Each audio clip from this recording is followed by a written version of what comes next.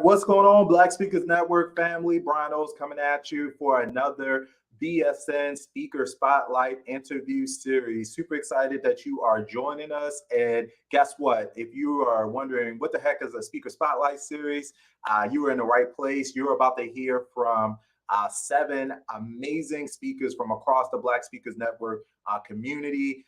If you're new here, BSN, our mission is to equip, connect, and inspire the next generation of Black professional speakers. And one of our ways of doing that is ensuring that our speakers get access to the audience that they're called to serve through platforms just like this. And so these are rapid fire 5-minute interviews where you'll get an opportunity to hear directly from our members. We have experts from just about every industry imaginable: technology, mental health, finance, leadership, the list goes on. And so I'm super excited that you're here, whether you're watching live or on a replay.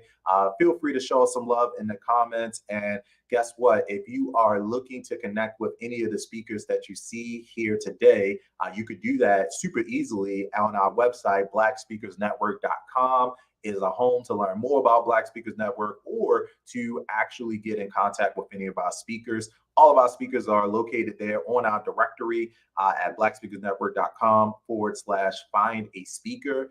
And you can simply type in the speaker's name or find who you're looking for by category. And so I know a number of folks throughout this year are looking for conference speakers, seminars, workshops, virtual events, podcasts. Maybe you're looking for an article expert contributor for a blog. Doesn't really matter. We got you covered. And so I'm going to jump right into it because we have a number of speakers who are excited to chat with you. And so, by the way, just to kind of give you an idea of where folks are joining from, I will share what city they're located in as well, just to give you a flavor of where folks are located. But obviously, in this post-COVID environment, folks are still traveling, but also showing up virtually in platforms like this as well. So I'm gonna go right over to Long Branch, New Jersey, and talk to my guy, Mr. Taharka. Sankara is here. Taharka, welcome to BSN Speaker Spotlight. And if you don't mind, tell people a little bit about yourself. Yes, how you doing, Brian? Good afternoon. Thank you for having me. So professionally, I am a behavioral and mental health consultant. I'm licensed in the state of New Jersey as a clinical social worker and a clinical alcohol and drug counselor. And I'm also certified as a trauma-focused cognitive behavior therapist. But other than academia, I also have a number of credentials and street credibility and degrees in that. And I like to use the proverb, a Tanzanian proverb that says, to lose your way is to learn the way. And so my life travels have done just that. At one point, I was addicted to the drug and criminal lifestyle. And since that time, I've managed to turn things around, change my lifestyle. And actually, I manage an agency out in New Jersey that works with the Department of Children and Families, and I provide services to youth and their families who may be impacted by trauma or other behavioral and mental health issues. So that's what I do out in the state of New Jersey. Outstanding, Taharka. Thank you so much, man. And I would love to get a little bit more on the journey. I feel like you touched on it. And, it seems like you're uniquely qualified to be doing what you're doing, and I think that's outstanding. But can you share some light on, what made you, get into this industry? Like, how did you get started? And especially you say you kind of turned your life around, so there was probably a moment where your life could have went this way, it could have went completely another way. So love to hear anything you would like to share as it relates to the journey. Oh, exactly. Yeah, my life was could have been something totally different. Well, when it started when I was like 14 years old, like I started to make some of those independent choices, and it, led me down a hole where I started to entertain some behaviors that are inappropriate, and it led me to a step incarceration. Like I said, drug and criminal activity. One of the major things that influenced me early on at that time was the movie Scarface. I don't know if you remember that movie, but it definitely led me to think that the top of my world was that I was going to make it a millionaire out of being a drug dealer or something like that. Unfortunately, that did not happen. But I did get a lesson through that experience. And it came when it was a gentleman who was returning home. He was trying to give back some time, 25 to life sentence. And he actually told me something over a game of chess. We played chess a lot. And he said, the reason you keep coming back and forth through this type of cycle is because you haven't freed yourself yet here. And so this time when you get out, you better make sure that your next move is your best move. And I did just that. So I returned back to school. I graduated. I earned a GED. I got my college degree. And at this point, I actually work in the field. And another movie that influenced me, I would say, is The Silence of the Lambs. She's a forensic behavioral scientist, and that led me to start studying and reading some things to try to find out more about myself. And through that process, I identified that I wanted to be able to give something back and help youth that were challenged with some of the things that I was challenged with, so that they could change their life as well. Outstanding. I appreciate you just kind of peeling back the curtain, man. I know sometimes, people think that you just kind of like arrive in this place and, everything has been easy, and it hasn't. I do remember Scarface. So, it's easy to get kind of seduced by, those examples and stuff. But, I'm glad you made it down the right path. So now I know, so you're focused on counseling and support services. And you mentioned something before. I would love to get your just a deeper dive into holistic wellness using like a trauma-informed approach. And so can you just explain a little bit about what that is and what that means as it relates to, the services that you provide? Like when we say trauma-informed approach, what does that actually mean? Well, actually, it starts to look at life's experiences, right? There's a study that came out several years ago, and it's about adverse childhood experiences. And what that is child trauma, right? It deals with abuse, it deals with neglect, and it deals with family circumstances that may alter the reality for that child. And it actually has an impact on a physiological functioning, their body, their brain functioning, the wiring and networking of the neural system, and the decisions that they make, how they respond to relationships, how they respond to circumstances that they may experience. And for us, Brian, like Black people in this country, we have a significant amount of trauma. Some of us don't like to acknowledge it, but we all have been impacted by a traumatic experience, and it continues to happen based on what goes on in the community and our immediate environments. And so trauma is something that impacts everybody in some way, shape, form, or fashion, whether that be through a childhood experience, whether that be through someone getting shot, someone getting killed, a family member suffering from mental illness, or getting incarcerated and feeling abandoned, right? And not really knowing what to do. And some of the decisions that you make, the person becomes dysregulated. And part of the work I do is to assist youth and assist other people. How do they recalibrate and start to regulate themselves in a healthier way? Yeah, and do you find yourself working with individuals, families? Like what is your ideal target demographic or population that you find yourself most called to serve? Yeah, I work primarily with youth. That's my target, because I recognize that as youth, like myself, that's when you start to make those choices where you think you know it all, but you don't know nothing at all. And so I work primarily with youth, and I work closely with their parents, usually one-on-one basis. And what I'm looking to do, Brian, is to have more of an impact, because I recognize working with an individual one-on-one, working with a family one-on-one is good and it has impact. But I could do actually more if I had an audience. I had a group of youth to work with, a group of parents to work with, and I could have much more impact.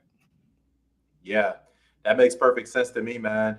Well, as we wrap up, there's like hundreds of questions I could ask you, but certainly, as we kind of bring the conversation to a close, could you let the people know what is it that you most want to be remembered for? I think you're doing very powerful work, and again, I feel like we need to clone you across multiple cities in America to really be able to address some of the challenges at the root cause, and individuals and families. But for you, what is it that you want to be remembered for?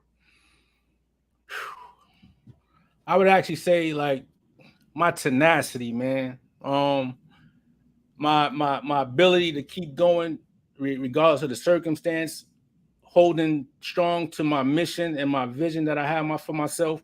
Because even after that time of my experience, man, like, there's been numerous opportunities where I could have like went right back and did something totally different. So I would say my tenacity to just keep going no matter what, and understand that each day is a new opportunity to change the course of history, and know that I just did just that. I changed the course of my history, and now my effort is to change the course of history for others. Powerful. Yeah, I think every time that you impact the youth, you end up doing that, because we don't know the individuals that they will go out and impact, the families that they're going to impact, or stopping them from some of the negative decisions that they could have, did to impact other people. So glad you're doing what you're doing. If you want to connect with Taharka, make sure that you head on over to blackspeakersnetwork.com/find a speaker. You can find his profile there on our directory, as well as the link to his website, his services. And, listen, maybe it's not you. Maybe you need to refer, put somebody in contact. Regardless, make sure that you do that. Taharka, thank you so much for sharing. And as always, thanks for being part of the Black Speakers Network community. Thank you, bro. I appreciate that. No problem. All right, so we are one speaker in, and we have 6 other speakers to go. Actually, 5 other speakers to go. 6, 5, one of the two. But anyway, I am so excited to have an opportunity to be able to just give you a snippet of the talent, the expertise, and you could just hear the passion that comes out when it comes to just understanding why it is that our speakers had chosen to focus on the area that they did. Because most of the time, we're multi-passionate as experts, as professionals. There's a lot of different things that we can speak on, but I really, really love hearing the heart and the reason why, the unique set of life circumstances that kind of led us down one path or another. And so that's hopefully what you're picking up along the way as we go through these spotlight interviews. But now I'm gonna head on down to the sunny state of Florida, Orlando, Florida, to be precise, and introduce you to Mr. Dr. David Walker. And so, Dr. David, welcome to BSN Speaker Spotlight. And if you don't mind, tell the people a little bit about yourself. Brian, thank you for having me on the show today. And I am a sports leadership strategist. I oftentimes say that most people passively watch sports for entertainment, but sports actively turned me into an effective leader. And I say that because everything that I learned about leadership, I learned it from playing sports. I was a former collegiate athlete. I am a former Division I college basketball referee. And through all of those experiences, I learned how to be an effective leader. And so I work with college student athletes primarily, helping them to, overcome obstacles and challenges, to become great at leadership, to succeed in life. And I talk to them. Obviously, some categories I deal with is like, mental health and trying to overcome the challenges of being an athlete, being a student. Personally, I remember growing up, I had to overcome a lot of challenges, especially with self-esteem issues and issues with always needing the approval of other people. And a lot of times that affected me in my life. And so I had to learn how to overcome those giant obstacles. And so I work with, again, student athletes, trying to help them to become more effective leaders and utilizing my experience and my in sports to help, meet that goal for them. Outstanding. I love it. And so what is it right now? What unique challenges do you feel like students have as it relates to just the topic of leadership? I feel like just being a college student today in general is already inherently stressful. You mentioned mental health as a big issue, and I feel like athletics just adds another layer on there. And so can you talk to us a little bit more about like some of the unique challenges that you're having to navigate when you go in and have to talk to student athletes? Yeah, obviously, being successful as a student athlete is the greatest challenge. And all of that, anytime you succeed in college, whether it's your academic journey, your social journey, your economic journey, all of those are guided by being a strong, effective leader. And those are the challenges that many students in general, and especially student athletes, because when you're an athlete in school, there's an added pressure of being successful, because a lot of times people just want to gauge you as an athlete, but they don't want to also recognize that you are a student. So you got to combine them both. You're a student athlete, and the whole purpose of you being in school is really not to play athletics, but it's to earn your degree. So that way, if you don't make it to the pro ranks, you can have a successful career after having earned your degree. And so I find that working with those students, helping them to understand that anything that they achieve is a part of their leadership ability, their leadership skill set, and that they should always attempt to, take charge, be in front, because leadership is really about being a person that's willing to be responsible for whatever the subject matter is. And I don't mean academically, but whatever the issue is, whether there's something on campus, whether there's something in your classroom. Leadership is understanding that it is your responsibility to see the need and to be able to solve that problem. Outstanding. And so, not being so far removed, maybe like a decade or more now coming out of college, but still remembering the experience, I can imagine that, when kids go off to school, they're away from their parents, whether it's, they're in state or, across the country. And so, I'm thinking about like the leadership, the principles that you kind of help students understand, but then, you also have this kind of community of you were a coach before, you were a referee. And so I think about the folks that are on campus that are supporting those students, whether it be faculty, staff, admins, athletic staff, or, referees like you were. What role do you feel like they play, or, what are some things that you would like, college faculty, staff to be aware of as it relates to, these topics, and what should they be on the lookout for as well? Well, clearly, school administrators and student advisors, student counselors, you have to understand that, not all students are the same. They don't all come from the same background. And it's important that they understand the specific needs of individual students. And I think that you are more effective as a school administrator, or whatever capacity that you service students in, that you understand what their needs are, what their issues are, and what their goals are. And once you do that, I think that you, as a school administrator, student affairs professional, you will be more effective, because you understand that it's not, a one size fit all. Because again, different backgrounds, different communities, different cultures, different races, and you have to be diverse. We live in a community, in a world now where diversity is key. Diversity, equity, and inclusion, that's always on the table today. And so You have to be more broad. Schools have to be more broad to understand that you have to have multiple resources for students in order for them to be effective and to achieve their goals. Absolutely. So I love this topic. I think leadership is ubiquitous, but particularly when you're having an opportunity to talk to student athletes, oftentimes they're going to find themselves in situations where they may end up, earning a lot of money very quickly, in life, just being thrust into situations where leadership is going to become more important than they probably realize. And so I'm really excited that, we have somebody like you who is like focusing on this work.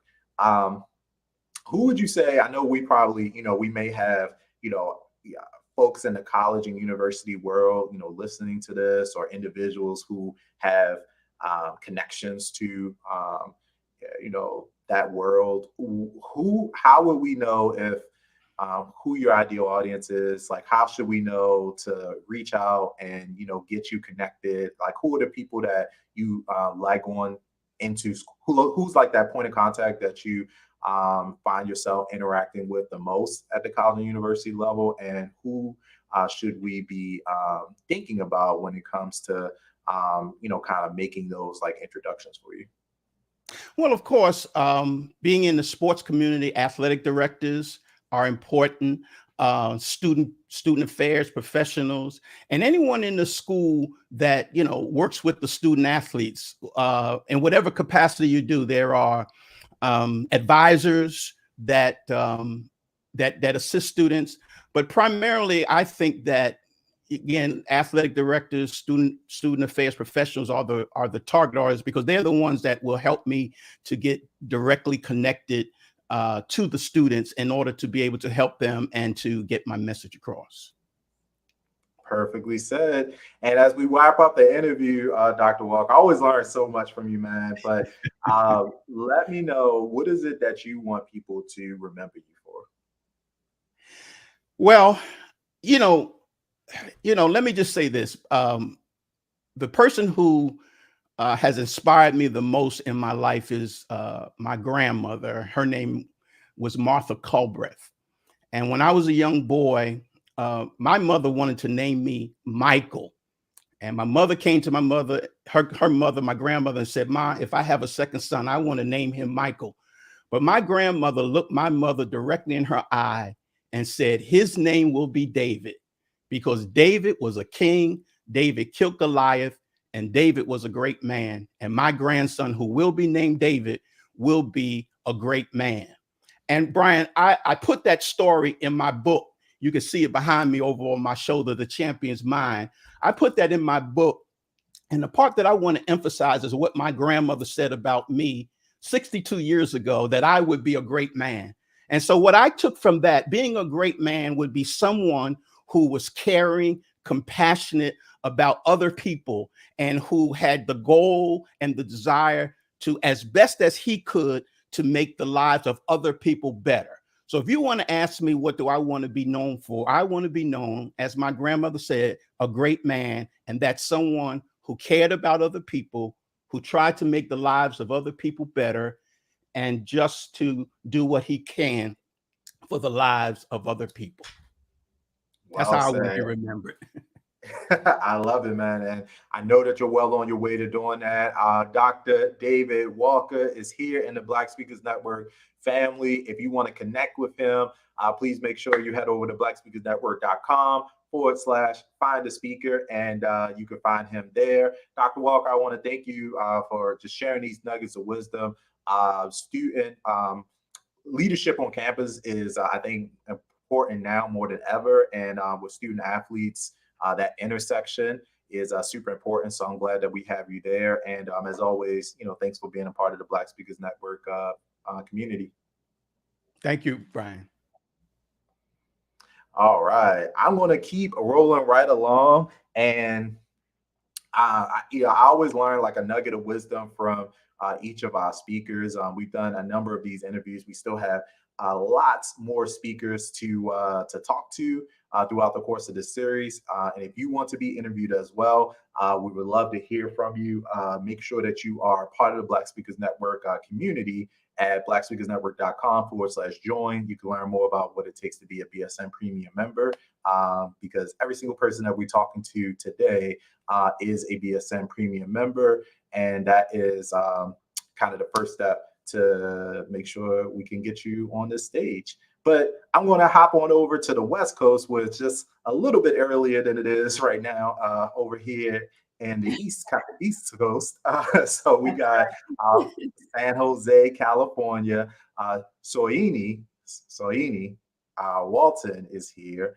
And she is, first of all, welcome to the BSN Speaker Spotlight. Good morning. Thanks for having me on. This is great. Yeah, thank you so much for being here. If you don't mind, could you tell the people a little bit about who you are and what you do? Sure. Well, what I do professionally, actually, I used to be in sales. When I was in the corporate world, I worked for a number of big organizations like, DHL and Xerox. So I was in sales and sales management. But currently, what I'm doing, my life's purpose really is to be an empowerment speaker, as well as a life and executive coach. And the last thing, which is we'll talk a little bit more about, is I'm also a domestic violence advocate. So that's my world now: speaking, coaching, and then domestic violence advocate. Very good, very good. Yeah, I always have a tremendous amount of respect, Zoe, for people that come from the sales profession, because when it's inside, outside, like that is where you kind of cut your business teeth. I feel Yes, like, and if you could sell, you could pretty much do anything. absolutely. That's true. So tell us a little bit about who you work with now. I know you kind of transitioned to this coaching space. Who's your ideal audience, and who do you really enjoy working with? Sure. So I want to kind of explain why I'm a domestic violence advocate. Yeah. Back in 2009, actually, I had a horrible experience. I had ended a relationship. And after that, the guy started to stalk me for several months. And he ultimately wound up shooting me in front of my home. He shot me in the head and the face area. And he thought I was gone, obviously. And so when I woke up, I was in the hospital. I had all these tubes in me. I had people around me. And I just remember thinking that, my life was so close to being over. I just remember thinking to myself, God, if you keep me here, I will share this story. I will share, our story until the day that I die. So I made that commitment at that point, on the bed in the hospital. And I've never stopped just sharing my story, because I am not the typical, what people think of when they think about domestic violence victims. I'm college educated, came from a good 2-parent home. I've never had any problems in relationships. And so when that happened, I knew that God really used me to show a different face of it, and also to show me that, I'm going to be here, and that I can really create the life that I absolutely want. I didn't want to just be in corporate forever. I did want to transition to something that I felt more aligned with spiritually. And so that horrible experience actually turned out to be a gift, because it allowed me to really, understand my gift of speaking, my gifts of coaching, and all that. So that's kind of how I got here. Wow. I see people in the comments, and they're just like, I think, blown away by that story. And it's also, I think there's you sharing that, and kind of keeping that promise that you made to God to continue to be an advocate is very important, because I do think that there are a lot of misconceptions as it relates to domestic violence, who the victims are, how it happens. And I think that being able to shed light onto those things is very, very important. What is it that you want people to know as it relates to either victims of domestic violence, or I know sometimes there's kind of like this notion of, I could just, why, if, somebody's threatening you, why don't you just leave? And then, you see examples like here where, when you try to leave, it may not just be the easiest outcome. So what is some of the things you would like to talk about or share that kind of helps educate everyone else around what the actual reality of being a domestic violence survivor, Right. means. Yeah, and that's a good question. So I do a lot of speaking about this, but one thing that always comes up, I always tell people I was not in a relationship with him or anybody where there was ever any violence, ever, because I wouldn't stay in something like that. So nothing happened until I ended the relationship, and then the stalking started. So my situation is so unique and so extreme. There was nothing, and then it was like to 100, like immediately, like instant. So I mean, there were some warning signs in the beginning, some subtle, aggressive behavior I noticed, but nothing really ever manifested. So I'm sorry, Brian, I forgot the rest of the question. I'm sorry about that. I was No, trying to. you're actually hitting right on it, because I was just talking about I was just asking what are the things that you want people to know to kind of debunk Yeah, some of the conventional that's it. conventional. Okay, thank you. I'm Yeah, sorry. Yeah, you're I good. want people to know that it can really happen to anybody. And that's what's so amazing. You can be a good person, you can be educated, you can be uneducated, you can be, black, you can be Asian, you can be white, there's this whole spectrum. It can happen to literally anybody. And honestly, I think that's what scares people so much, is that it could happen to you. Like when I speak to, groups all the time, I tell everybody I'm you. I was just so, woman minding my business in a relationship that didn't work. And then boom, I had this horrible experience happen. And that's the scariest, scariest, scariest part. But the gold in that is if you can come out of that and that you're still here, you're still alive, that doesn't mean your story is over. And that's the gold that I like to share with people, is that going through domestic violence is an experience. It's one chapter in your book, but you determine where you want to take that book. And that's what I really like to kind of talk to people about. So I know that you are speaking to companies as well as Right. colleges and universities. And How does churches. that is this a topic that you're being brought in to speak about a lot of times? And if so, like how is Yeah. that contextualized? Because I know sometimes within companies there's kind of a notion of, oh, this we're just not going to touch, we're not going to talk about Right. this. So Right. how does that show up in those environments? Yeah, and so that's a good one too. So I speak to domestic violence organizations, churches, colleges, and universities, but kind of in the corporate space, I might talk about like bullying, bullying in the office place. So that's a big one. And then also I talk about image, because this whole thing about being a domestic violence victim, there's an image that you have of a victim, right? And so instead of talking about victim, I like to talk about victor, like how to be victorious in life and powerful in life. So in the corporate world, if I'm not just focused on domestic violence, there are those other things that are so important about really having a strong image of yourself in life, having the right thoughts about things when they don't work out. Because sometimes life doesn't work out. You might have a horrible manager or something happening on the job that affects like how you see yourself. But I like to show people how to really craft a powerful self-image. And that's something that can be in spaces outside of domestic violence. And so that's kind of more what I do in the corporate space. That makes perfect sense to me. Yeah, because this there's so much I could say about this, but I think opening up conversations, it Yeah. really, is a big job that speakers do in general, is so important. And we were talking about life and death, Mhm. things. There's somebody I see in the chat that said, "Hey, I would love to connect with her. I'm also a gunshot survivor as well, and they have a nonprofit." And so, Oh, wow. anybody that's watching right now, if you're on YouTube or Facebook, the link in the description will take you to the directory, and you could connect with her directly. So I'm sure that there are a number of people. This is an ongoing kind of conversation Ongoing that we conversation. want to continue to have. And also, So in a few can I just tell you, you can also just email me, Soyini, my first name, Soyini at soyiniwalton.com. That's also just a great way to and I always respond to emails as well. So, Absolutely. mhm. Well, in the few seconds that we have left, I would love to know, what is it that you want people to remember about you? You're obviously already doing great work, but yeah, when you think about kind of that, legacy piece, what is it that you want people to remember about you? I want my resilience to stand out.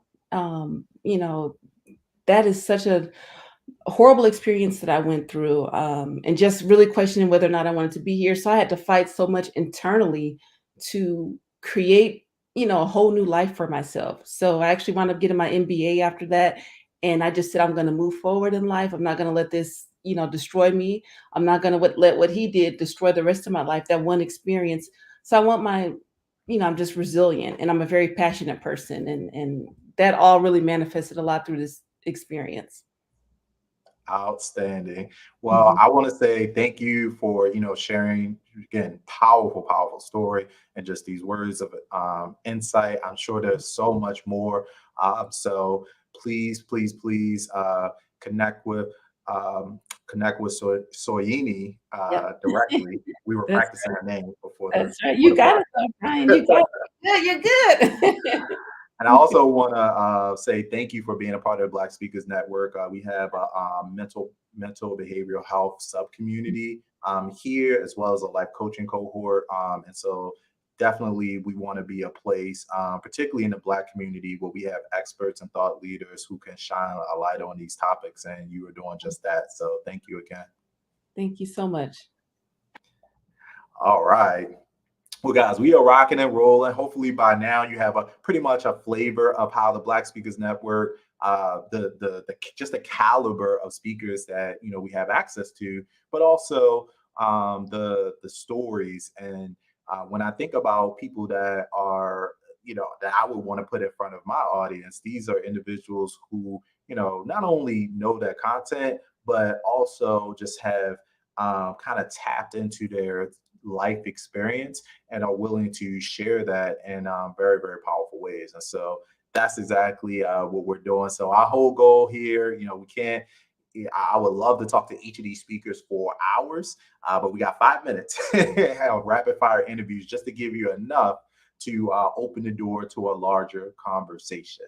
And so hopefully we will do that. So right now, we're going to head on over, actually right up the road from me, not too far, up in Newark, Delaware. We have our next speaker, and that is Nyemade Boiwu. I was practicing her name as well. Did I get it? Yes, you did. I got it. So welcome to BSN Speaker Spotlight. And if you don't mind, tell the people a little bit about yourself. Sure, absolutely. My name is Nyemade Boiwu. My day job, my professional job, I work for a large bank, and I've been there for 15 years. But outside of doing banking things, a large part of what I've done there is creating courses and training new associates. And that's when I realized that's really my passion. So I've taken that and transitioned it outside of the bank. And I give presentations about a variety of topics. I'm most passionate about talking about self-confidence and self-love. I also recently made a course, an anti-racism course that I can teach individuals or on a corporate level. It's racism. You don't know what you don't know, because a lot of times people don't know what they don't realize about racism, anti-racism, implicit biases, and how that impacts our decisions. So it's an 8-session course all about that. And I'm also extremely passionate about mental health. I am the Diversity and Equity Fellow with NAMI, Delaware, which is the National Alliance on Mental Illness. So I lead a monthly Sharing Hope Conversations, which is a virtual gathering of just the BIPOC community to talk about all things related to mental health and mental illness. And then I also give specialized presentations to groups and schools and for individuals about different topics related to mental health and mental illness. Just whatever I can do to help remove that stigma. Absolutely. That's so good. I got like 80 follow-up questions, but I'm going to consolidate them into 3. But I love that you're speaking on top of the topics like self-confidence, self-love, because those are things like, everybody, I feel like, struggles with that. But then to take it a step further and leverage your expertise and what you're doing, within your corporate job to, continue to create tools and resources for diversity, equity, and inclusion is also really, really powerful.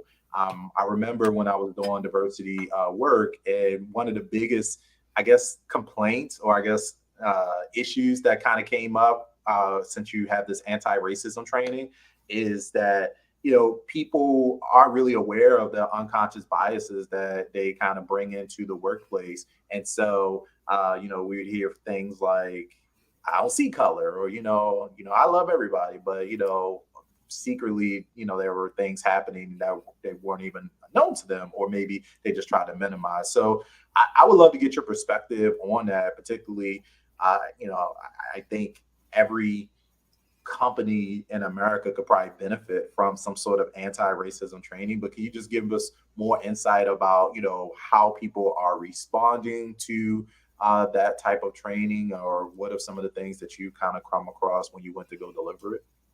Sure. I've given the course a few different times, and it's really well received. So a little bit of back history about me. I grew up in upstate New York. I was born in Liberia, but I grew up in upstate New York, very white, conservative upstate New York. So I always say that sort of has impacted my views on things, and I have been able to use that background to kind of be a voice of a bridge between the two. Because like you mentioned, a lot of people like to say, I don't see racism. Now, I always recognize that they're usually saying that from a very well-meaning place. But we also have to understand that we live in a country and a society where if you don't see, I don't see color, I'm sorry, is the phrase. If you don't see color, we default to white is right. That's just how it is. We may not mean to, but everything that's taught to us along the way is that the proper way of speaking is to speak like a white person, and beauty standards are European beauty standards. So it's really important for us to sort of understand how it's not about not seeing color. It's about seeing color and recognizing that people have different cultural backgrounds, but that they're still equal, that they still deserve that respect, that even if, someone speaks in, African-American vernacular, it doesn't make them less intelligent than someone who speaks European standards of English. So for me, it's really important to present that message, but in a way that doesn't make people feel like, oh, I'm a horrible person. Because that's what happens a lot, is that defense mechanism kicks in because it makes people feel uncomfortable. And a lot of times when people hear the word racism, they think like, oh, they must hate Black people. But racism is so much more than that. And that's why I really try to stress implicit biases, because that's really what we're dealing with. It's not, the pitchfork, mask wearing, and, racist people. Yes, they're out there. But really a large part of the problem and a large hindrance to progress is the middle of the road, good people who don't hate Black people, but don't realize all the implicit biases that are in our system. They don't realize, and that's what my course does. It breaks down racism in schools, racism in finances, racism in media, which is huge. So once you start to see that and understand that, then you can work to be anti-racist, which is really what we want to get at.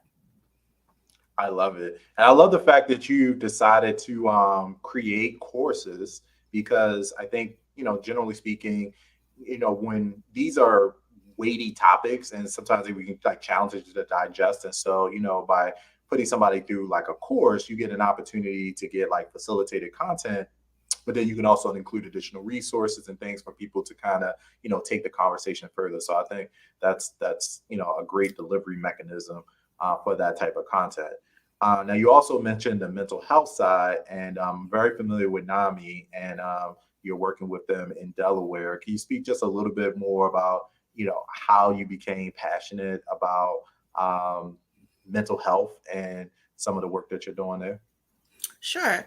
So mental health is always an area that I've struggled with a little bit with the depression and anxiety, but I've always been seen as like a go-getter, someone who has all my stuff together. So it's not anything I ever really wanted to talk about or let people know that it was something that I struggled. Like, I am CEO of Put a Smile on It and Keep It Pushing. But then I wrote an article about, because their brother had passed away from suicide, and they wrote an article about like that. And the comments in it were all about people saying, people who do that are so weak, blah, blah, blah. And it really touched me. So I wrote an article about how it's not weak if you deal with mental illness. Like, we are actually badasses, pardon my French, for pushing through every day despite how we feel, for putting on that smile and walking out the door and getting our stuff done.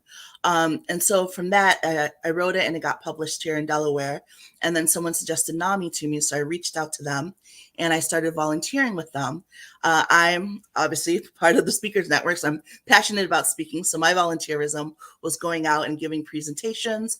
I also love doing interviews and moderating panels. So that was something I was doing with them for a while. And then the pandemic hit and we were trying to think of a way to keep things going. I had also in Delaware started a series called Community Conversations, just because I feel like we were in a time where everyone was yelling at each other online, but not having real conversations. And I wanted to work on that. So I was doing community conversations, which would also have to stop because of the pandemic. The way that we can combine the two. And so we started doing Sharing Hope community conversations via Zoom. And that went really well. It got really well received. We do it every month. And so from there, I just had so many ideas of how I wanted to connect especially the Black community with mental health and with NAMI. And so I wrote up a fellowship and I presented the offer to them and they loved it.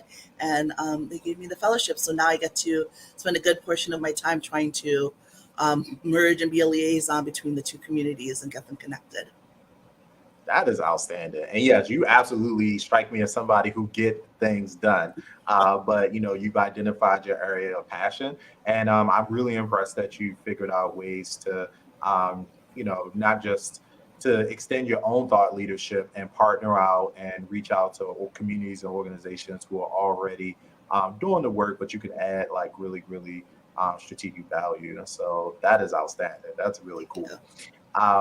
We are out of time, but I do want to get the last question in, which is the same question we asked everyone. What is it that you want to be remembered for? I really just want to be remembered as somebody who helps to amplify the voices of others. So if you ever need to find me, I'm on social media at That African Butterfly, but I really use my page and my resources to highlight other people, to give them a chance to share what they're doing and share things, because I think everybody has a story. And as great as it feels knowing that I've connected with others, because a large part of what I do is, being the person who I feel like I needed when I was younger. As great as that is, I especially get joy out of helping other people feel that they have the strength to use their voice. So that's really what I want to be remembered as, someone who helps to give other people the strength to use the voice that they already have. Awesome. Well, Nyemade, I feel like you are well on your way to doing that. Thank you so much for just sharing some of the insight with us today. And, again, opening up this conversation on equity, diversity, racism, mental health, just barely scratching the surface, of course. But if you would like to connect with Nyemade, please feel free to do so. blackspeakersnetwork.com/find a speaker. You can connect with her there. And I saw like your links of resources, like you have like a well-established plethora of stuff. So you got some, you can help people. I know that for a fact. So thank you for all that you do. And thanks for being part of the Black Speakers Network. Absolutely. Thank you so much. All right, guys, we are going to keep right on rolling because we got 3 speakers left. And I want to make sure we continue to bring the fire. So I'm going to head on down to Huntsville, Alabama, home of one of my favorite NASA facilities, and talk to the one and only Beverly Johnson. So Beverly, welcome to BSN Speaker Spotlight. And if you don't mind, tell people a little bit about yourself. Well, thank you for having me, everyone. My name is Beverly Johnson. I currently reside here in Huntsville, Alabama. My day job is a budget analyst supporting the aerospace industry. And so I'm around tech all day. I consider myself the accidental entrepreneur because I never had machinations of becoming an entrepreneur. I picked up the hobby of being a dance fitness instructor. And over the years, I loved it. But I noticed after class, people would stop and ask me for help about weight loss and strength training and everything else. And from that, it sparked a flame where I took my certifications, became a personal trainer, became a health coach. And over the years, I expanded what was a hobby into a business I call Genesis Fitness. And if you're familiar with the term Genesis, it is a new beginning. And so with my clients, I work to identify the root cause of why you may struggle with getting started, sustaining, or making long-lasting changes in your health and wellness journey.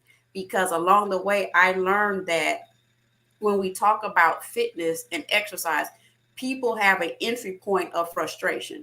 If your entry point into health and wellness is, I gotta go exercise, or you feel guilty because you ate a good meal at the cookout, or because you are dealing with other issues, if your entry point into your health and wellness journey is of frustration or self-defeat, the chances of your likelihood of remaining with your program is non-existent. So my goal when working with my clients is to sit down and have an honest conversation where we peel back the layers about how did you get here in a non-judgment zone. We saw through COVID and a lot of and everything that happened was that we coped the best we could with uncertainty, with anxiety and frustration. And that led to a lot of people experiencing challenges with emotional eating, with binge, you were binge watching, we were in the house. And so now that we're coming out of the haze, it is how do we undo the damage that we did to ourselves? I have like 150 questions. This is an area that I'm really passionate about as well, Beverly. And it's really cool to hear your background and kind of how this organically blossomed into this area of personal fitness and training. But you described this entry point of frustration. So I would love to dive a little bit like deeper into that because I've never heard that phrase, but I can vividly understand that as you talk about it. If we are going into, we're kind of recommitting as everybody does on January 1st, I feel like to, losing the holiday weight, dissatisfied with how we look in the mirror, kind of verbally attacking ourselves. I'm sure that could be a just kind of like a negative, tape that's just playing in our minds. And so how do you help your clients kind of reshape that narrative and kind of defeat that kind of like, I guess, work on their mental fitness while they're trying to take care of their physical fitness? Well, over the years, I've grown to realize, as I tell my clients, fitness is dimensional. You have your emotional, your mental, your financial, your spiritual, and your physical fitness. I call them your slices of your wellness pie. And when one slice of your pie is off kilter, it will tend to influence other slices of your pie. And so, as Brian alluded to, come January, everybody, decides to recommit themselves to fitness. And with that becomes a lot of frustration. Because when you just decide to go to the gym, you go knowing that I need to do something. You know that I don't like where I am, but I'm not quite sure how to get to that next level. And without that roadmap, you will get frustrated and quit. So my goal is with my clients, we sit down and develop a realistic strategy about what you can do. And that's where the health coach comes in, where I look at the overall picture of what you're doing, where if you haven't worked out in years, I don't recommend you start with a 5K. I don't recommend that you go and do burpees and push-ups. Let's start with reintroducing water. Let's start with reintroducing vegetables, a diet. Let's get to the core of practicing mindfulness to keep you to reduce the chances of you being an emotional eater. So when I talk about fitness, it's pulling the curtain back and looking at you in your totality and not just giving you a list of exercises and say, go do it and get back with me. It's my sincere desire to understand who you are, how you got here, and let's develop a plan customized to where you are to get you to your next. I love it. So not just, this is far beyond what happens just at the gym or, working out in physical fitness altogether, looking at all the dimensions of a person, which I think, to your point, having a coach, that's kind of, what they're there for, and to, have this community of accountability.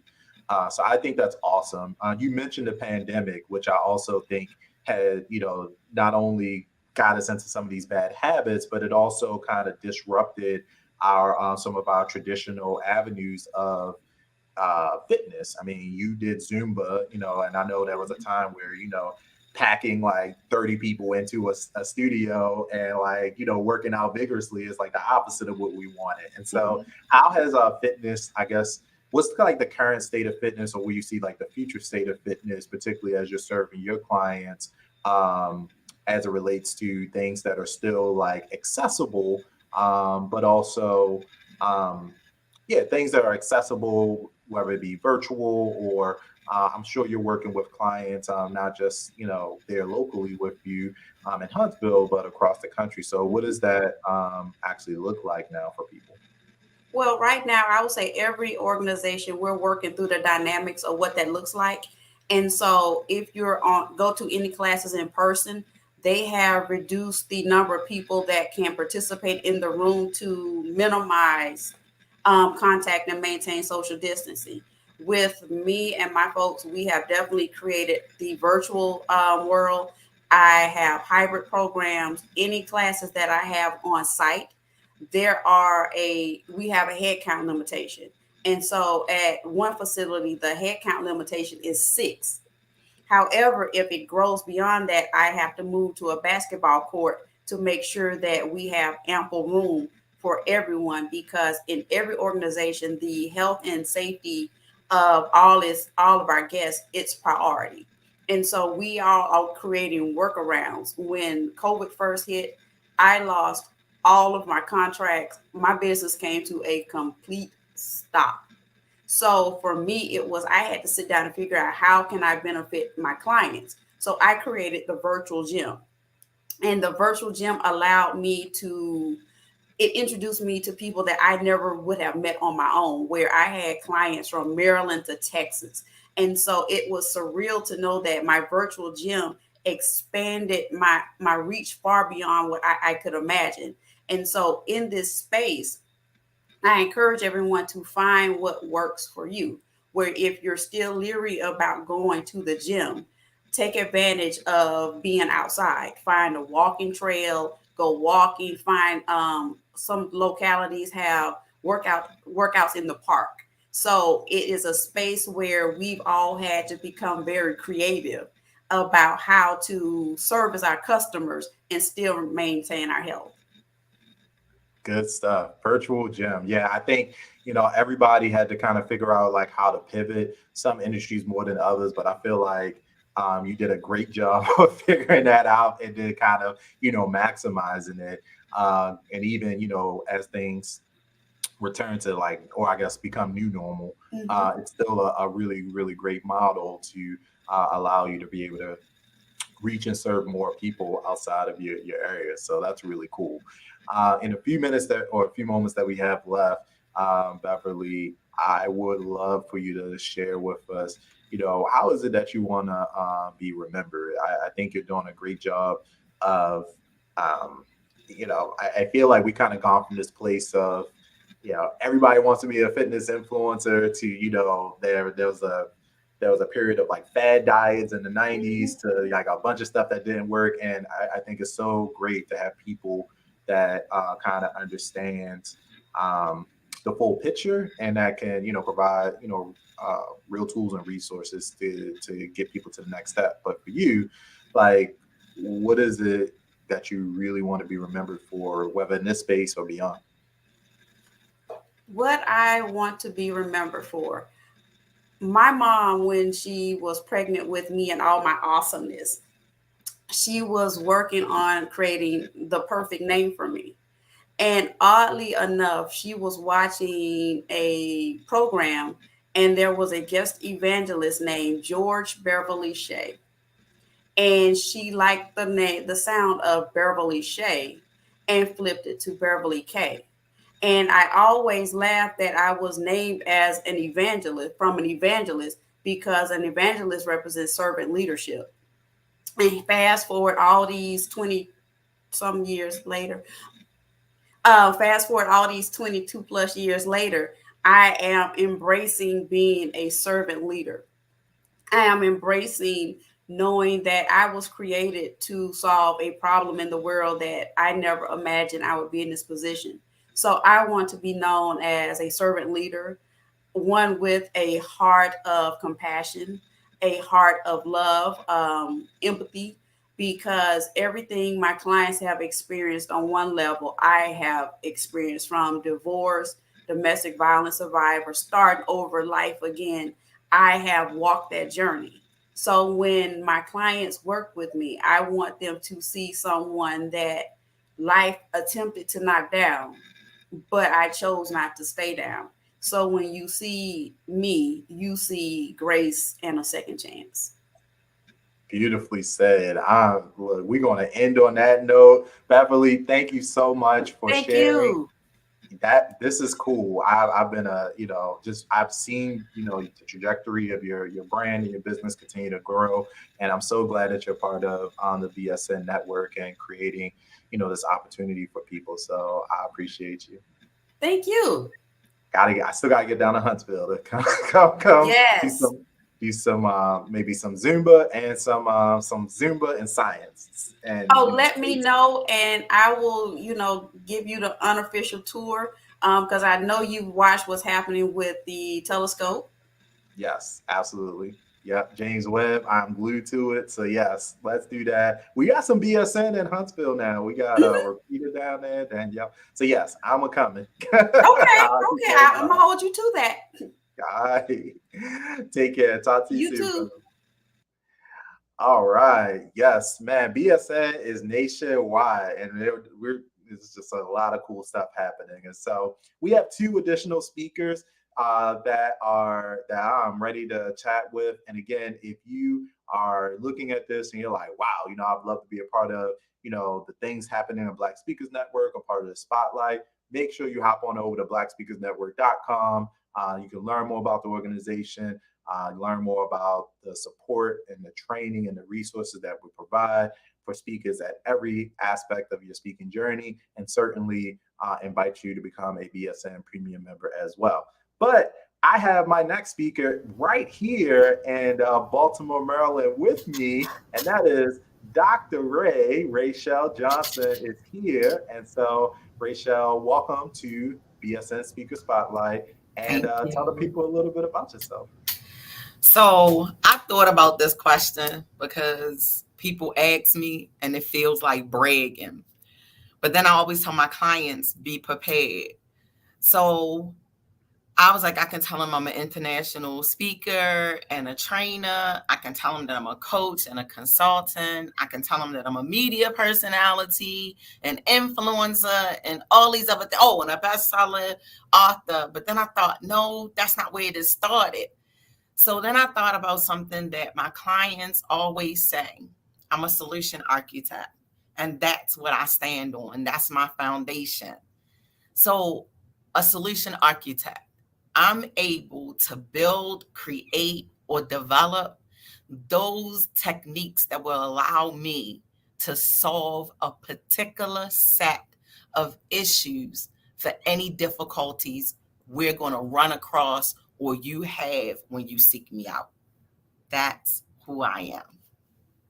Listen, I love it. First of all, just the word architect kind of, to me, conjures up this idea of, hey, we're taking, a combination of creativity as well as expertise in a particular domain and bringing it together. And I know you do that really well, Ray. And so tell us a little bit about on that, because I know, like, even reading your bio, you have this phrase that I really love, which is navigating the complexity of challenges with opportunities while managing change. And I feel like that could be applied to, like, any industry, right? And you do such great work here within our industry, and as you mentioned, with speakers. But when it comes to navigating the complexity of challenges, what is it that excites you about that? Because I feel like most people run away from challenges.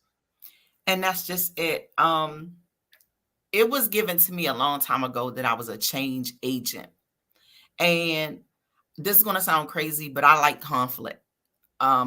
We have a lot of things that come at us when we are, or when we need to be creative. And by the way, shameless plug, that's the name of my company, Creative Inc. And I couldn't just stop there. It's not CR, it's KR. And Inc. is not INC, it's INK. So everything about me is disruption. Because when we walk into a company or organization, so many people are upset and in disarray because there is a challenge they were presented with. And now it's time to scale. We need to look at their branding, what it's saying, versus their visual and how they walk and talk and who they are. So therefore, there is a change, and it's going to cause some complexity. It's going to cause you to go from your comfort zone or from that place where you've decided this is who we are and where we're going to be. I'm not necessarily going to change your message, but I'm going to make sure that the way we are communicating still makes sense to those people whose interests we're trying to capture, as well as those clients that we want to keep and have their commitment and trust in us. So wow. I'm going to manage that change while you put in place those strategies that we talk about to keep that going, bring people in and keep what we have. That makes perfect sense to me. And you need people like that. You need people who aren't afraid of conflict. You need people that aren't afraid to kind of step into really challenging things and help bring us out to the other side. So I love the fact that you're doing that, Ray. Tell me a little bit about like who you like to serve, like your ideal clients or people that you worked with in the past. Because again, I know this topic is almost ubiquitous. And so I feel like you have the ability to really work with anybody, but, from a passion perspective or just, historically, like, tell us a little bit about, who are the people that you absolutely love serving? My passion, honestly, is working with people who have a face. And I know that sounds just as ambiguous as brand strategy, but it's really not. It's service industry. Those public organizations where they're very or highly visible, which is what drew me to speaking organizations and those speaking platforms. Now, I've had the privilege of working with federal and state organizations, but again, it's narrowed down to our defense, our departments of these entities where they deal with people and where when it comes to that relationship, those persons that they serve see them in one way, but they need to be seen in a way where they are working collaboratively with the community to provide them what it is they provide. Those state agencies that do grants and funding that we really don't know that they are for us the way that they are. Also with my local government, where again, there is a face to this organization and there needs to be no misunderstanding. I've worked with global companies because in each individual place, even though there's a common thread, it needs to be customized to where they are. So the best way I can explain it is those customer service industries where they need to have a face. I love it. So if you got a face, make sure you go connect with that's like that's kind of like one of those Procter and Gamble's, or not really Procter and Gamble, like E.F. Hutton, commercials back in the day. Yes. When I speak, I want people to listen. Well, I only have one last question for you. There's a lot we could certainly dive into, but what is it that you want people to remember about you? You're doing incredible work. I think in general, there is so much to be said again about people who get things done at the level and capacity that you do. But what is it at the end of the day that you want people to remember about you? Now, this is an easy one for me. I like to edutain. I want to make sure that the audience is not only listening to the content, but they are a part of what it is I want to teach them. That way I know that they're engaged and they're leaving with what they need. So with that being said, there's two ways that I try to impact. I use humor a lot, but I also use acronyms. So when I leave somebody, I want them to know that I've laid the foundation, that they have my loyalty. We're in this together. They can trust me. I want them to also know that I am accountable. So you can question me and expect to hear nothing but the unadulterated truth. I also have integrity. I'm honest. I can give you the answer that you need and that you're looking for, even if it's not as rosy as you want it to be. And then the last thing is I have the dedication that is needed for us to get from thought to fruition. So I've laid the foundation that you need to get the success that you're looking for, your definition of success. Listen, you heard it here first on the BSN Speaker Spotlight. Listen, Ray, I appreciate you, Dr. Ray. That's what I heard. They call you out here in the streets and in these. They do, speakers. But we're family and friends, so I don't take it as any slight. Listen, I appreciate you so much. Thank you for sharing, the insight today and giving us a better understanding of, what you do. You have an incredible website too, as well. And so if you all want to get a full scope of everything that Dr. Ray does, you can make sure that you go to blackspeakersnetwork.com, find the speaker. She's right there. And then obviously, you being here in Baltimore, I feel your impact reverberating all across the country with all of the partners that we and BSN members who have been your clients. And so thank you for being part of the Black Speakers Network community and continuing to lend your expertise into all these different domains. It's been really, really great having the opportunity to continue to learn from you. Thank you, and you as well. The connection has been wonderful. If you are not a part, you need to become a part, because this is a wonderful family, a wonderful network. And I thank you personally. I appreciate that. All right, guys. Well, listen, we are rocking and rolling. We have one speaker left, and I'm going to bring her up now because she has been patiently waiting for her moment. So I'm headed right on back out to the sunny West Coast, out in San Diego, California. And I have Angela with us, and I am so excited to talk to you. But welcome to Black Speakers Network Speaker Spotlight. Thanks for waiting. And also tell the people a little bit about yourself. Yeah, thank you for having me. Hello, my name is Angela Quijada-Banks. And, I think that when I think about my experience growing up in Anaheim, California, and then in North Carolina, just how I had this calling and this purpose at a very young age spoke to me. And I realized that I needed to answer that call. And I think about that with a lot of us, where we have a calling and maybe we try to talk ourselves out of it of, I'm too old, I'm too young, I don't have it all together, all these different things. And it's this purpose that is just speaking to us in our life. And so had a very interesting background in childhood and eventually decided, I need to get serious about my purpose and get serious about this walk in life.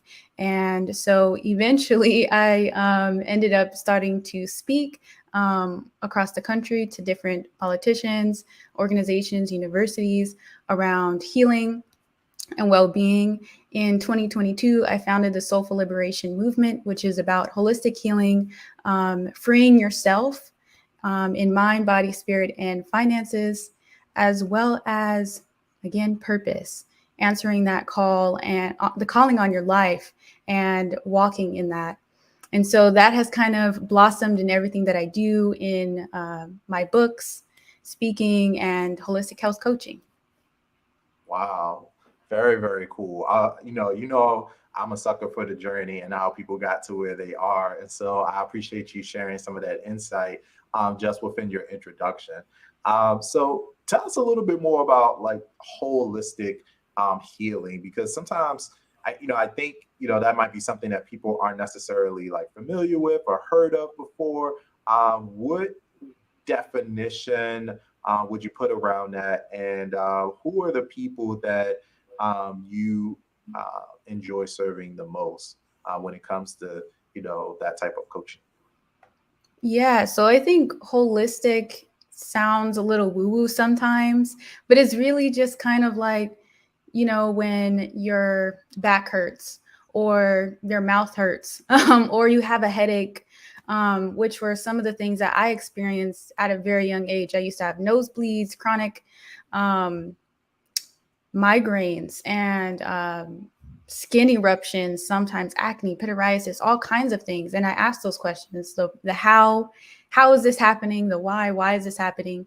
And I realized it wasn't just one layer, that physical aspect of it. And I had to go deeper. I had to learn about my family's lineage and history. I had to learn about the history of my mother's side, who's Mexican. And that's more of a, mindset, the behavioral patterns, and then the spiritual element. What was happening internally? Did I have that internal peace? Was I always stressed? Did I learn that from somewhere, from my environment, from my background? And so those different elements, and then the financial element as well, right? Because finances does have an effect on your quality of food at times, your quality of rest, and spaces where you can experience peace. So a holistic aspect is looking at more than just the physical or more than just one element of our human experience. And that could be more than the mental, more than the physical, more than the spiritual, but taking it all into account. So that way you can see the full picture versus just a little piece of it.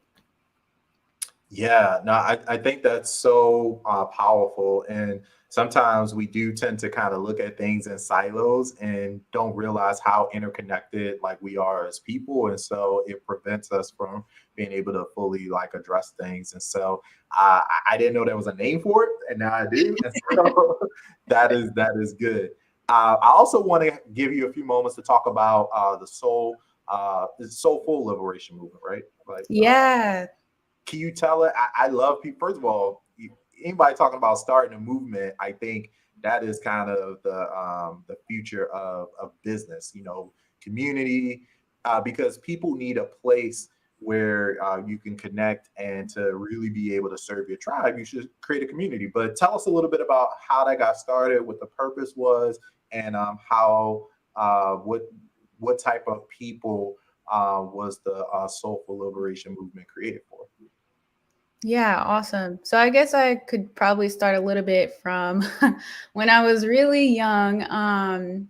I was inspired by my grandmother because she shared with me that she had breast cancer at some point. And I was like, oh, wow, well, I'm going to end up being a mad scientist. That was kind of at my young age. I need to fix this. I'm going to become a mad scientist, put something together so that way I can, create the cure for cancer, create this space where my grandmother can go back in time and all the things. And so from that journey, I ended up, going through my own health issues, and then healing from different childhood experiences, from being touched by poverty, the foster care system, and realizing that, again, there was a lot more to that experience than what I could just see from the surface level, right? Like there's pain and pain and pain, but there has to be more to it. What is beyond this trauma?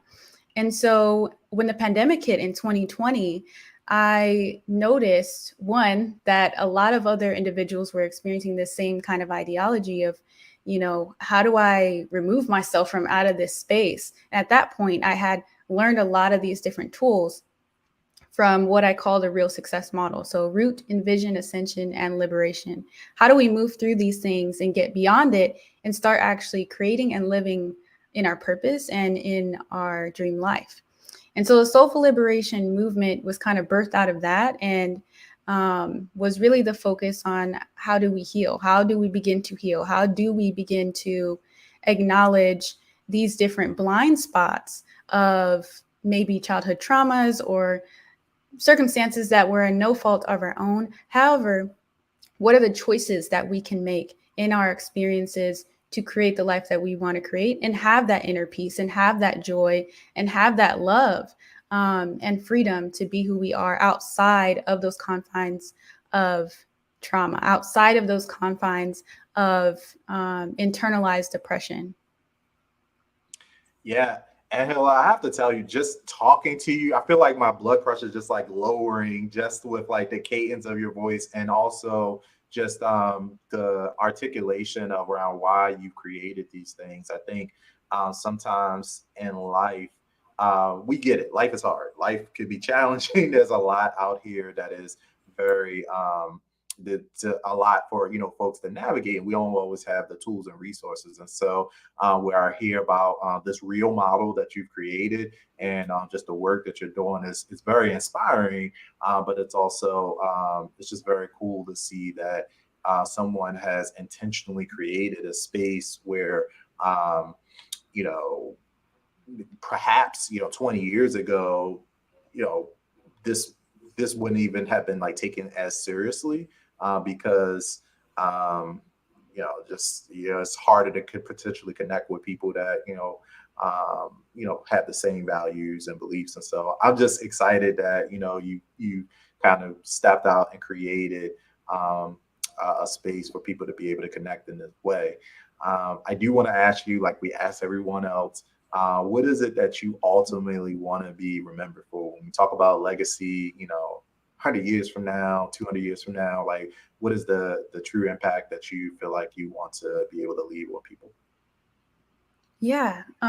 So I think for me, it would definitely be that you have a choice. It doesn't matter what your background has been. It doesn't matter, how deep-seated the pain or frustration, maybe even anger that you think that you have. You can create exactly the life that you want to have, that you envision for yourself and others. And it really starts with being honest with yourself. It really starts with embodying your purpose and also recognizing that you're human. And I think that sometimes in the day-to-day life, we lose sight of that. But I think overall, the thing that I'd want to be remembered for is that you have a choice, and reminding people of that choice to freedom, to healing, and to be yourself outside of the confines that maybe even those boxes that we put ourselves into sometimes. Absolutely. Wow. I appreciate you sharing that. And again, if you want to connect with Angela I've seen the content that you put out, like you have books, you have workshops, you have classes, podcasts, like you have been busy, but I think it's all for a good reason. And so if you want to connect with her or anything that you've done, make sure that y'all go to blackspeakersnetwork.com/find a speaker. And Angela, I just want to thank you again for sharing and for being a part of the Black Speakers Network community. Keep up the amazing work, and I'm definitely looking forward to seeing you continue to cultivate this space for people to really be their authentic selves. So great job. Thank you so much. You are welcome. All right, guys, we are at the end. And so if you stuck around with us through the entire journey, this is the Black Speakers Network Speaker Spotlight Series. This is what it's all about. Hopefully you've learned something. Hopefully you've connected with a few of the folks that we've had an opportunity to hear from. And maybe there might be people, even if you aren't if you yourself don't have a direct need, you could forward this this video, podcast, however you're listening to it, out to someone else who may actually need them. Tag them in the comments and let them know that these individuals exist. And so Black Speakers Network is proud to be here to serve speakers at all levels. And obviously, again, if you are a meeting planner, hosting a live or virtual event of any kind, if you're a podcast, if you're a media outlet, a journalist, and you're looking for experts, we have many, many talented people here within the BSN community to pull from. And so certainly feel free to reach out. But that brings us to an end of our program. I want to thank you for watching. Again, if you have an interest in being a part of the Black Speakers Network community as a speaker, head on over to blackspeakersnetwork.com/join and learn more about what it takes to be a Black Speakers Network premium member. And as we always say in BSN, keep speaking up because your audience awaits, and I will see you on stage. Being at a HBCU like Morgan State University, I saw firsthand the talent, the expertise, the creativity that we bring to the table when it comes to this world of public speaking. Black Speakers Network is a space where I can interact and engage with my tribe, with Black speakers. It's all reflective of an abundance mindset that there is enough for all of us to win big. BSN serves others not only in community, culture, but around the world. BSN not only helped me book additional paid opportunities, but gave me the accountability and confidence booster I needed to really strive and thrive consistently in my business. They curate all the engagements and email them to you. So all you have to do is simply click and apply to the one that's applicable for your niche. I have built my business and have expanded my knowledge, met amazing people, and I have landed several speaking engagements. I truly thank the entire team behind Black Speakers Network for helping me share my story with the world. In less than 3 years, I was able to increase my visibility, my credibility, and even my connectivity. What I experienced with BSN is phenomenal connections. And I've met so many great people that have added value to my life in ways I just wouldn't have expected. If you want to speak on college stages, BSN has something for you. If you want to speak and sell, I feel like BSN has a cohort for you. At the end of the day, Black Speakers Network is really there for anyone who is longing to reach the audience that they're called to serve. Black Speakers Network truly is a place where you can feel like you're home. If you are on the fence, get off the fence and join the family. You won't regret it. It is the #1 organization that I recommend that every speaker become a member of if you really want to catapult your success and maximize to its fullest potential your voice.